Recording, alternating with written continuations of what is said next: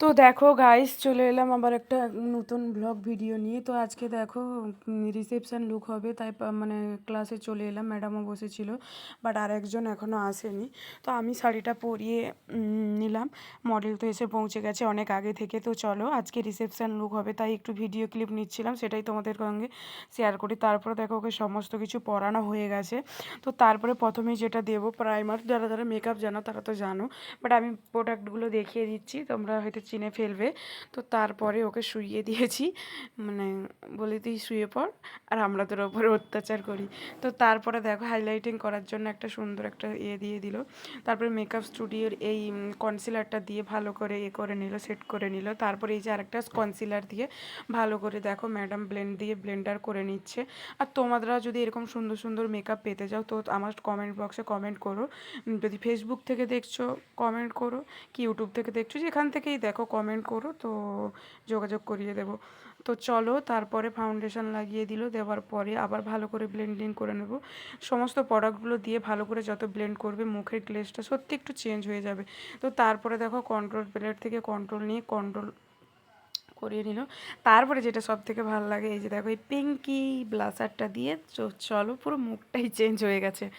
তো তারপরে হাইলাইটার প্যালেটটা আমার হাত থেকে কিন্তু পড়ে গিয়ে ভেঙে গেছিলো। তারপরে দিদির হাজব্যান্ডের দোকান থেকে ফেভিকুইক দিয়ে ভালো করে জড়িয়ে নিয়েছি, প্রোডাক্টটা পড়েনি, না হলে বাবারে খুব ভয় পেয়ে গেছিলাম। তো তারপরে দেখো এই যে পাউডার দিয়ে ভালো করে সেট করে নিল। সেট করার পর আজকে তো হচ্ছে রিসেপশান লুক, আর আজকের মডেলটাও খুবই কিউট ছিল। তো তারপরে দেখো পাউডার দেওয়ার পর কত সুন্দর হয়ে গেছে। তারপরে আইব্রোটার কাজ চলছে, আইব্রোটাও ভালো করে এঁকে নিয়েছে। আজকে পুরোটাই ম্যাম করেছে, আর আজকে কাট সিরিজ আই হবে, তাই দেখো প্রথমে কনসিলার লাগিয়ে নিল, তারপরে একটা ভালো কালার।